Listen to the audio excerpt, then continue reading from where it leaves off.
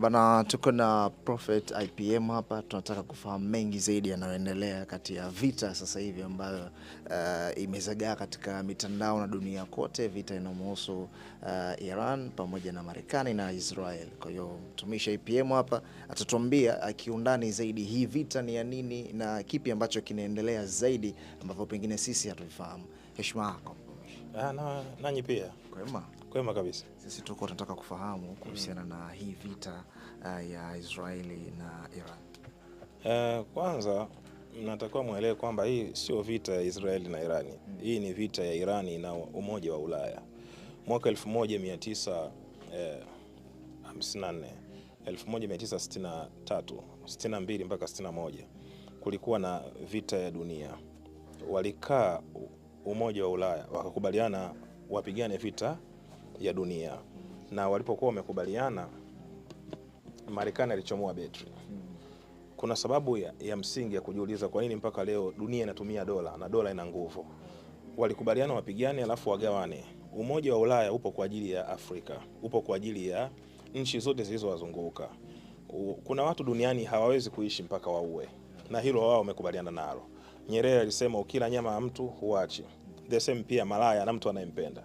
Sasa walipokuwa wamekubaliana hivyo, Mwamba alichomoa betri. Alipochomoa betri, ITRA akajikuta yuko peke yake. Nchi zote za Ulaya zikashuka kiuchumi. Ndipo wakawekewa masharti kwamba lazima watatumia dola ya Kimarekani. Ndio mpaka leo naiona dola ya Kimarekani ina nguvu, kwa sababu ni mkataba na ni sharti baada ya nchi za Ulaya kuwa zimeanguka. The same pia sasa hivi wamekubaliana hivyo hivyo kwamba wataila Afrika, wataila dunia kwa pamoja. Ndio maana unaweza kujiuliza nchi kama ya Kongo, vita mpaka leo inashindwa kumalizika. Kuna kitu gani pale? Kuna waasi gani ambao hawawezi kuondoka pale Kongo? Kwa sababu ukweli ni kwamba Ulaya ndio wako pale. Kwa hiyo Iran, siwezi kusema eti wanapigana na Israeli. Iran inapigana na Umoja wa Ulaya. Kwa hiyo Netanyahu kila dakika 5 anapiga simu. Anapiga simu Marekani ya nini? Kila dakika 5. Nchi ambayo iko huru, nchi ambayo ina teknolojia, nchi ambayo inajiweza kivita, inajiweza kisilaha. Kwa nini kila baada ya dakika 5? Kwa sababu yule ndio bosi wake. Kwa hiyo mimi IPM naweza nikasema Israeli ni Marekani na Marekani ni Israeli. Kwa hiyo kitendo cha Irani kupigana na hawa watu, maana yake yeye yuko peke yake anapambana na hawa watu, na ndio maana unaweza Urusi na China wanampa support ya kuhakikisha kwamba hahitaji kuwa mnyonge. Na hivi vitu ni vitu vya kinabii katika Biblia, vishaandikwa kwamba Iran itakuwa ni taifa lenye nguvu, taifa kubwa. Kwa mimi IPM naweza nikasema Iran haiwezi kushindwa. Ndio maana iliandika juzi kwenye post yangu akasema hajafa, kwa sababu shahidi hawezi kufa. Unaona? Kwa hiyo wanachokifanya sasa hivi hapa Marekani ndio kile ambacho alikifanya wakati ule wa vita ya pili ya dunia. Amekuja ametengeneza kambi katika nchi za Kiarabu. Wewe unawezaje kumchukua adui kumweka ndani? Nyoka ni nyoka, hata awe na sura vipi, hata awe ana upendo vipi, hata aongee vipi Kiswahili, nyoka ni nyoka.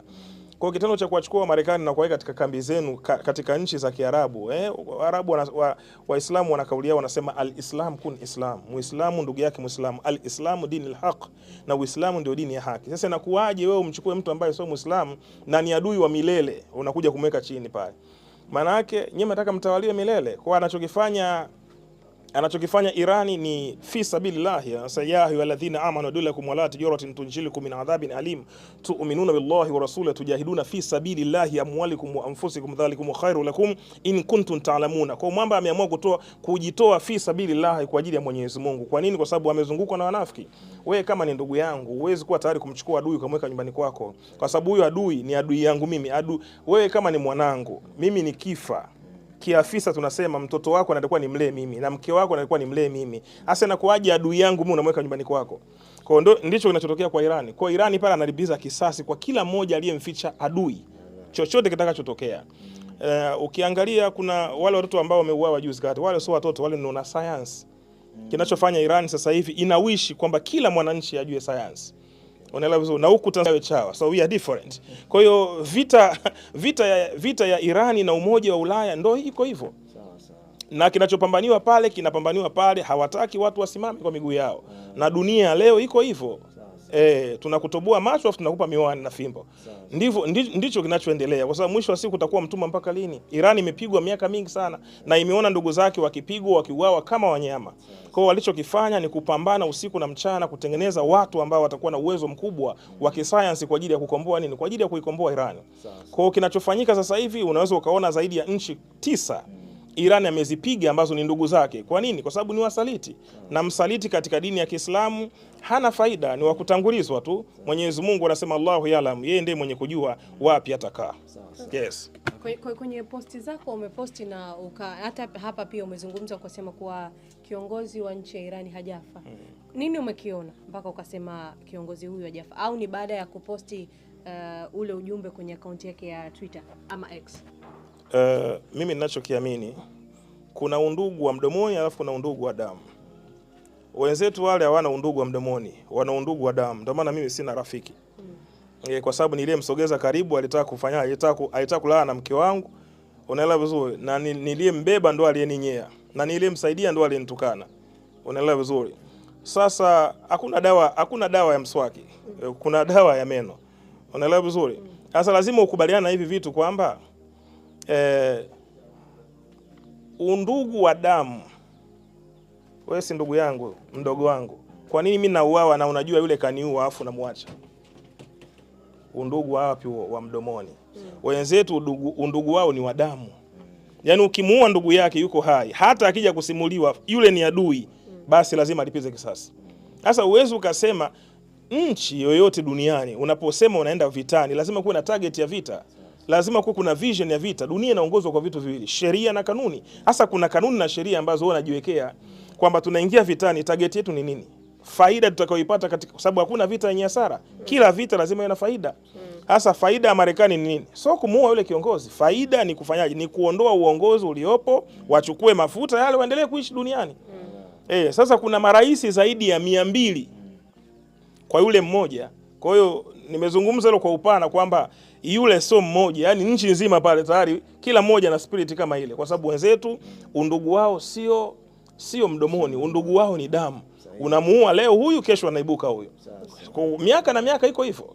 Viongozi wangapi wa Kiarabu wameuawa, wa nchi za Kiarabu? Mbona watu wanaendelea? Mbona ugaidi unaoitwa ugaidi unaendelea? Alafu mimi IPM siamini kwamba Uislamu ni ugaidi. Siamini kwamba yale wanayofanya pale ni ugaidi. Wale wanajitetea. Wewe angalia, wanasema eti hiki ni kikundi cha kigaidi. Yaani nchi iko huru, nchi iko wazi na ina sheria, ina katiba. Wewe unakuja unaipachika jina. Ndio maana nilisema Osama bin Laden ni mtakatifu. Wachungaji wote wakanitoa kwenye group. Sasa mimi naamini ninachokiamini. Yaani mimi nina akili zangu, yani za peke yangu. Sasa mimi siingii ndani ya box. Unaelewa? Nilimuuliza mwalimu wangu wa chuo nilipokuwa nachukua degree Canada. Nilimuuliza wakati Mungu anaumba dunia alisimama wapi? Akanitoa nje ya mlango. Sasa hii dunia haitaki watu kuuliza maswali. Tunataka tubaki kwenye box. Mungu haojiwi, Mungu achunguzwe. Sasa tutaishi naye vipi mtu ambaye tumchunguze hatumjui? Yeye mwenyewe anasema nichunguzeni, nijaribuni. Kwa ni vizuri hivi vitu tuweze kuvielewa kiundani zaidi nini kinachoendelea. Kwa hiyo yule hajafa, wako zaidi ya 10,000 kama yule. Na uwezo ukaiangusha Irani. Mimi nakuhakikishia leo. Yaani haya maneno yangu yatunzeni. Uwezi kuiangusha Irani. Kipi kinakupa nguvu hasa kusema maneno hayo? Kwa sababu nimeona kuna nchi nyingi zimeungana kama ambavyo umesema Umoja wa Ulaya wote umeungana kwa ajili ya kumpiga mmoja, na wao wanajiona ndo wana nguvu zaidi kuliko Iran. Sio mara ya kwanza Marekani kupigana vita kakimbia. Alipigana vita na Vietnam. Hakushinda, alikimbia, aliwakimbia wale. Walikuwa wanakuja kama nyuki. Anaelewa vizuri. Amepigana nchi kama 3 hivi na zote ameshindwa. Ni mtu wa maneno tu. Hata hii anaweza kumwangushia Myahudi. Wewe angalia sasa hivi Israel hawazungumzi nini kinachoendelea kwao, lakini moto unawaka. Wako watu Israeli kule ambao wako ni wa Tanzania, wako kule wanakuambia bwana kuna hiki huko hakufai. Lakini hawawezi kwa sababu wao wana power ya fedha, wana power ya teknolojia, wana power ya media. Hatuna media Afrika kubwa za kujielezea. Irani hana media kubwa ya kujielezea, lakini matendo anayoyafanya anajielezea kwamba yeye ni nani. Ile ni nchi ya kuiangamiza ndani ya siku 5 tu kwa nguvu ya Marekani na Israeli. Unaelewa vizuri? Kawezaje kuwapiga watu wote 11 waliomzunguka? Kwa sababu ni wanafiki, ni wasaliti. Kwa nini hawarudishi? Kwa sababu wanajua uwezo walionao. Tuko hapa mtaelewa. Kwa maana hiyo hii vita niseme ina faida kubwa kwa wa Marekani. Ina faida kubwa kwa sababu si mnauana nyinyi wenyewe. Kwani wao wapo? Si mnauana nyinyi wenyewe. Kama alivyofanya kule kwenye ile vita ya pili ya dunia. Aliwaingiza wenzie chaka tupigane, alafu akachomoa beti akachomoka. Mwisho wa siku uchumi wake ukushuka, wengine ndo nchi zote za Ulaya uchumi ukashuka, Ujerumani ikashuka, Italia ikashuka, Ufaransa, zote uchumi ulishuka, alafu akawapa masharti. Ili niwasaidie hivi na hivi, tumieni dola ya Kimarekani. Ndo mpaka leo amesimama. Kwa hiyo anawaingiza Chaka kama hivi. Sasa mwisho wa siku Dubai inapigwa, mwisho wa siku Jordan inapigwa, mwisho wa siku Iraq. Kwa hiyo nchi zilizozunguka zote zitakuwa majivu, lakini ni majivu kwa Marekani? Hapana, ni majivu kwa wao, wao kwa wao. Kwa hiyo lazima ujue huyu mtu ni mbaya. Marekani ukiwa rafiki yako utakufa, na ukiwa adui yako utakufa. Kwa hiyo lazima ujue upo kwenye kifo. Kulikuwa na mkanganyiko mara baada ya aliyekuwa kiongozi mkuu baada ya kifo chake. Kuna baadhi ya watu walikuwa wanashangilia kwa wingi na kuna baadhi ya watu ambao waliumizwa na hilo swala. Alikawa linawapa tafsiri tofauti watu wengine kwamba au ndo kwenye msafara wa mamba na kinge huko. Nilichokuja kugundua, ex wangu pia na ex wake. Wako watu wapo Chadema wanaipenda CCM na wako watu CCM wanaipenda Chadema. Dunia inaongozwa kwa propaganda. Propaganda ni nyingi sana. Maisha mnayoyaona katika social media ya watu sio maisha yao wanayoyaishi. Ndio maana 80% matajiri hawasemi ukweli. Anakuambia kalime na akupi kanuni za kulima. Asanteni jamani. Asante sana. Haya, shukrani.